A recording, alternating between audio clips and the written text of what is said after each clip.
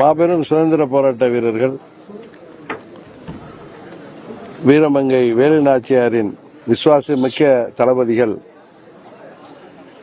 பருது சகோதரர்களின் நினைவு தினத்தில் அவர்களுக்கு வீர அஞ்சலி செலுத்துவதற்காக அம்மா மக்கள் முன்னேற்ற கழகத்தின் சார்பில் நாங்கள் அனைவரும் இங்கே வருகை புரிந்து அவருக்கு அஞ்சலி செலுத்திவிட்டு திரும்ப செல்கிறோம். நீங்க எது கேட்கறதுன்னா கேட்கலாம். மழைக்காலம் இப்பதான் ஸ்டார்ட் பண்ணியிருக்கிறாங்க. பல இடத்துல அணைகள் நிரம்பி இருக்குது. தண்ணியில பயிர்கள் தண்ணியில மூழ்கி இருக்கு. செயல்பாடு எப்படி? இந்த வருஷம் மழைக்காலம் தொடங்கின உடனே நம்ம அக்டோபர் 18க்கு முன்னாடி 16ஆம் தேதியிலேருந்து பருவமழை தமிழ்நாடு முழுவதும் பெய்ய தொடங்கி இருக்கிறது. ஒரு பக்கம் சிறப்பாக மழை பொழிவது விவசாயத்திற்கும் நீர்வளத்திற்கும் குடிநீருக்கும் மிகவும் சிறந்தது என்றாலும் டெல்டா பகுதிகளில் பிற மாவட்டங்களில் இந்த ஆண்டு சிறப்பான விளைச்சல் இருந்தும் தீபாவளி நேரத்தில் நெல்லெல்லாம் மழையில வெள்ளத்தில் சேதமடைந்திருக்கு. விவசாயிகளுக்கு பெரிய துயரத்தை கொடுத்திருக்கு. தமிழக அரசாங்கம் விவசாயிகளின் இந்த நிலையை உணர்ந்து அவர்களுக்கு உரிய இழப்பீடு தர வேண்டும். விளைந்த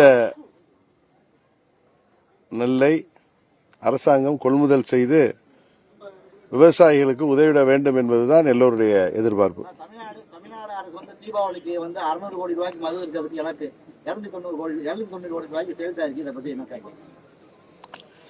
தமிழ்நாட்டில் மது ஒழிக்கப்பட வேண்டும். படிப்படியாக ஒழிப்பது வருங்கால சந்ததிக்கு நல்லது.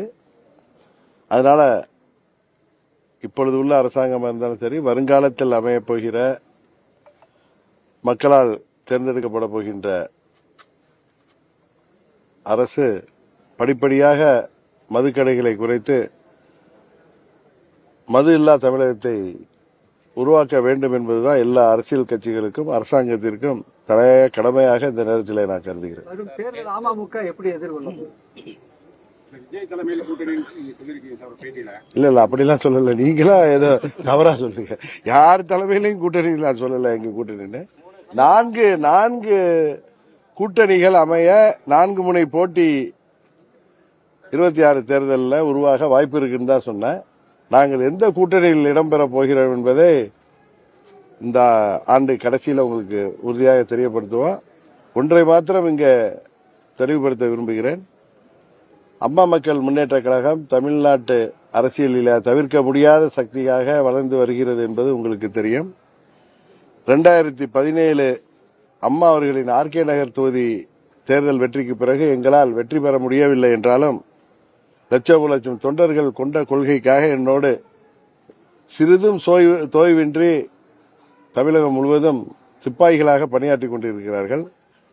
இந்த தேர்தலில் அம்மா மக்கள் முன்னேற்ற கழகம் இடம்பெறுகிற கூட்டணி தான் வெற்றி கூட்டணியாக இருக்க போகிறது. அந்த கூட்டணி தான் ஆட்சி அமைக்கும். அதிமுகவும் விஜய தங்க கூட்டணிக்கு வரணும்னு பேசுறாங்க. நீங்களும் ஒரு பேசும்போது உங்களுடையதும் விஜய்க்கு ஆதரவான பேச்சுக்கள்லாம் நிறைய இருக்குது. இதை பார்த்து சட்டமன்றத்துல ஸ்டாலின் என்ன சொல்றாருன்னா கூட்டணிக்காக அலையிறாங்க அப்படின்லாம் கூட பேசுறாரு. அவர் இதை எப்படி எடுத்துக்கிறாங்க? நாங்க ஒண்ணு அவங்க முதலமைச்சர் பழனிசாமி இந்த அலைச்சலை பார்த்து தான் சொல்லியிருக்க முடியும் தவிர, நாங்கள் உங்களுக்கு தெரியும் அம்மா மக்கள் முன்னேற்ற கழகம் எந்த ஒரு அரசியல் கட்சியோ யாரையும் பார்த்து அச்சமோ பொறாமையோ எங்களுக்கு இல்லை என்பதுதான் எங்களுடைய நிலைப்பாடு.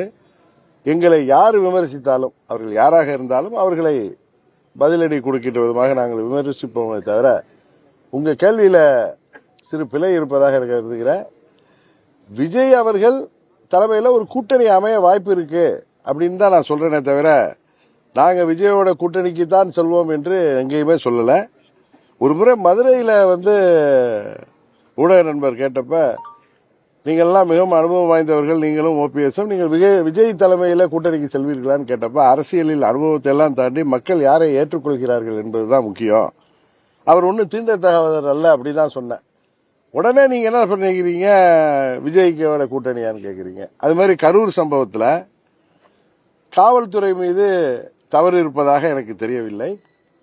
அதுபோல விஜய் அவர்களும் எந்த குற்றமும் செய்யவில்லை.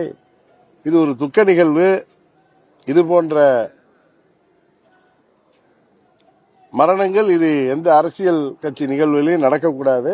அதற்கு முதல்வர் சரியான திட்டங்களை வைத்து வருகிறான்னு சொன்ன உடனே திமுகவோட கூட்டணியான்னு கேட்டீங்க. தேர்தல் வர்றதுனால எங்களுக்கு அந்த ஜுரம் வரல.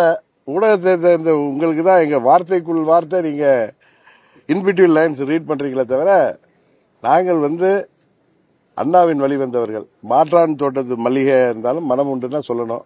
அரசாங்கம் சரியாக செயல்பட்டால் அது சரி என்று சொல்லுவது, பொதுமக்களின் சார்பாக அதை சரியாக இருந்தால் சரி என்று சொல்வதுதான் அம்மா மக்கள் முன்னேற்ற கழகத்தின் என்றைக்குமே நிலைப்பாடு. அரசாங்கம் தவறு செய்தால் அதை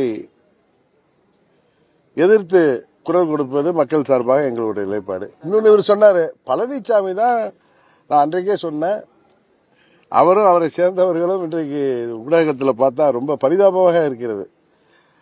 புரட்சி தலைவர் கண்ட அந்த இயக்கம், அம்மா அவர்கள் 30 ஆண்டுகள் கட்டி காத்த இயக்கம் இன்றைக்கு அண்ணா திமுகவே இல்லைங்கிற நிலைமைக்கு, அது எடப்பாடி திமுகவாக உருப்பெற்ற பிறகு அவர்களால் மீண்டும் ஆட்சிக்கு வர முடியாது என்பதை தெரிந்து பழனிசாமி ஒவ்வொரு இடங்களிலும் அதோ பிள்ளையார் சொல்லி போட்டுட்டாங்க அப்படின்னு அவர் ரொம்ப புலகாங்கிதமிருந்து கத்துவதை பார்த்தாலும், அவரை சேர்ந்த சிலர்கள் விஜய்க்கு பவன் கல்யாணையும் அவர் யாரு அவருடைய சிரஞ்சீவி எல்லாம் கோடிட்டு இவங்க கூட வாங்க வாங்கன்னு கூப்பிடுறது, உண்மையிலேயே தமிழ்நாட்டு மக்கள் அதை பார்த்து நகைக்கிறார்கள். இவர்கள் பழனிசாமி என்ன ஒன்றை உணர்ந்திருக்கிறார் என்று தெரிகிறது.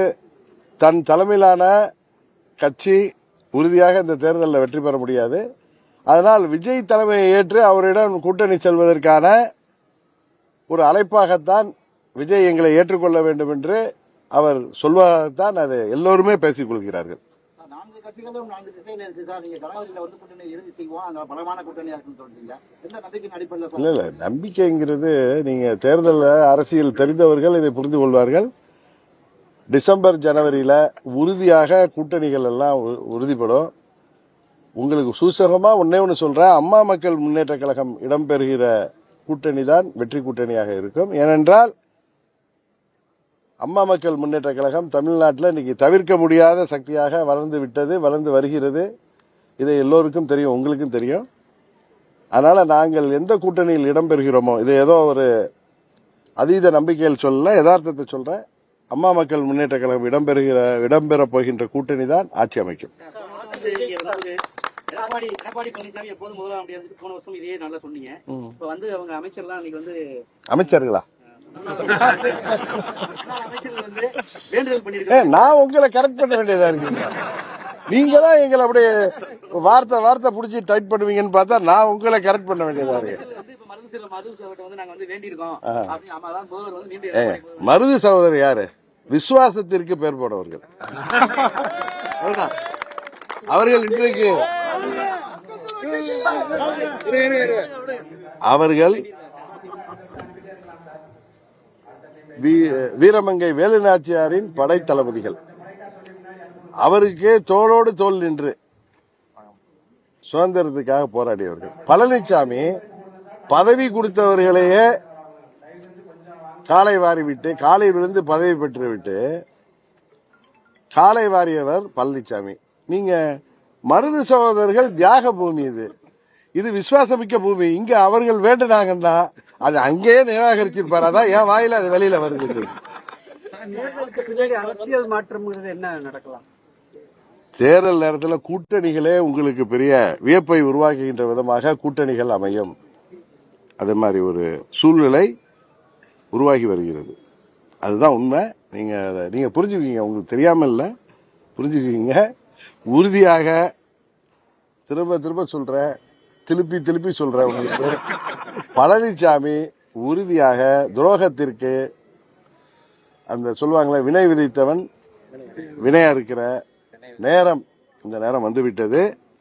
26 சட்டமன்ற பொதுத் தேர்தலில் பழனிசாமி என்கிற துரோக சக்தி உறுதியாக வீழ்த்தப்படும். அதை செய்ய போவது அம்மா மக்கள் முன்னேற்ற கழகம் இடம்பெறுகின்ற கூட்டணி. அதுதான் நான் உங்களுக்கு மருது சகோதரர்கள், விசுவாசமிக்க வீரர்கள், மருது சகோதரர்கள் நினைவு தினத்தில் உங்களுக்கு சொல்கிற செய்தி. அதிமுகவோட கூட்டணி சேர்ந்தா தாவேகாவுக்கு நல்லதுன்னு ஆட்சி உதயகுமார் ஏங்க, அவங்க எவ்வளவு பயத்தில் இருக்காரு தம்பி உதயகுமார். புரட்சி தலைவருக்கு உருவாக்கிய இயக்கம், 10 ஆண்டுகள் அவர் தொடர்ந்து முதலமைச்சராக இருந்த இயக்கம், அம்மா அவர்கள் கிட்டத்தட்ட 4 முறை ஆட்சி பொறுப்பில் உருவாக்கிய இயக்கம். இவர்களும் அந்த அம்மா கொண்டு வந்த ஆட்சியை 4 வருடம் ஆட்சி பொறுப்பில் இருந்து விட்டு மக்கள் வரிப்பணத்தை சுவைத்தவர்கள்ல அவங்க. அதனால அந்த சுவை கண்ட பூனைகள் ஏதாவது பண்ணி ஆட்சிக்கு வரும்னு அவர்கள் ஏதோ மாதிரி செய்யறாங்க. அதெல்லாம் தெரியுது. ஏன்னா அந்த தொண்டர்கள்லாம் சோர்ந்து போயிட்டாங்க. நிர்வாகிகள்லாம் முன்ன அப்படிதான் சொல்லியிருந்தாரு, எங்களோட பிரம்மாண்ட கட்சி கூட்டணிக்கு வரப்போகுதுன்னு. அதுக்கு விஜய் மதுரை மாநாட்டில் அருமையான பதிலை சொல்லியிருந்தார்.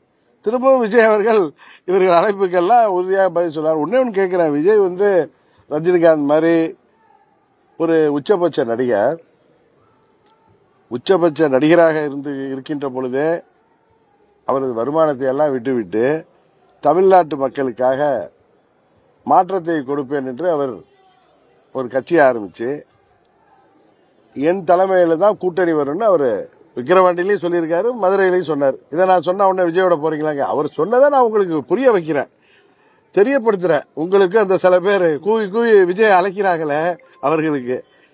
அவரு ஒரு உச்சபட்ச நடிகர், அவ்வளவு வருமானத்தையும் புகழையெல்லாம் விட்டுவிட்டு இந்த கல்லாப்பட்டி பழனிசாமியை முதலமைச்சர் ஆக்குவதற்கு அவரை தோல்ல தூக்கிட்டு அலைய போறாரா? இது ஒரு சிறு குழந்தைய கேட்டா கூட சரி சொல்லும்.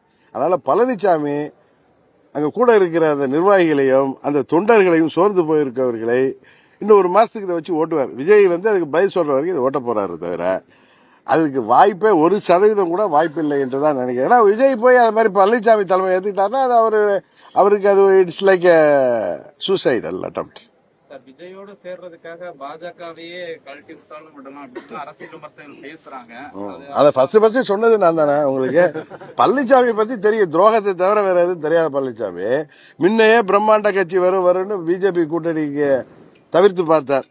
அந்த பிரம்மாண்ட கட்சி வரலன்னு தெரிஞ்சதும் பிஜேபி கூட்டணியில் இருக்கார். ஒரு வேளை இல்ல, அதாவது விஜய் இவர்களோட வரல, இவர்களை ஏற்றுக்கொண்டு விஜய் தலைமையிலான கூட்டணிக்கு இவர்களை விஜய் ஏற்றுக்கொண்டால் உறுதியாக பாஜகவை விட்டு ஓடி வந்து விடுவார் என்பது ஏற்கனவே 2024 தேர்தலில் என்ன பண்ணாரு பழனிசாமி?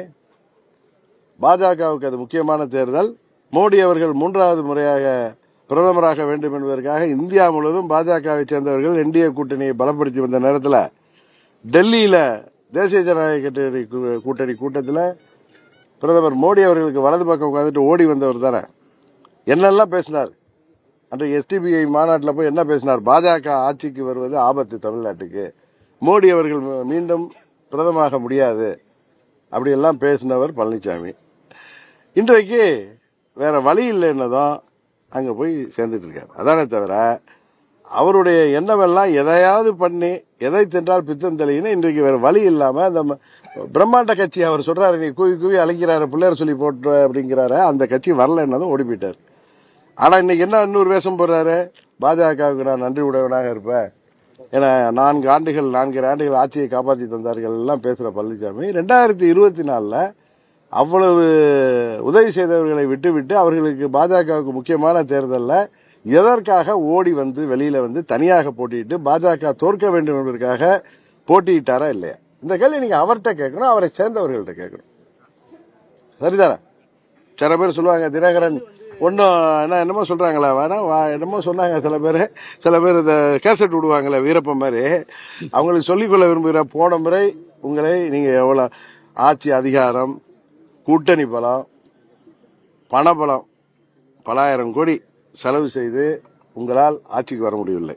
இந்த முறை உறுதியாக பழனிசாமி கம்பெனி இடிஎம்கே வீழ்த்தப்படுவது உறுதி. அது வீரம் விளைந்த, விசுவாசத்திற்கு பேர் போன மருதுபாண்டியர் நினைவு நாள்னா அவர் நினைவு இடத்திலிருந்து நான் சொல்றேன், இது நடக்குமா இல்லையாங்கிறத நீங்க பாருங்க.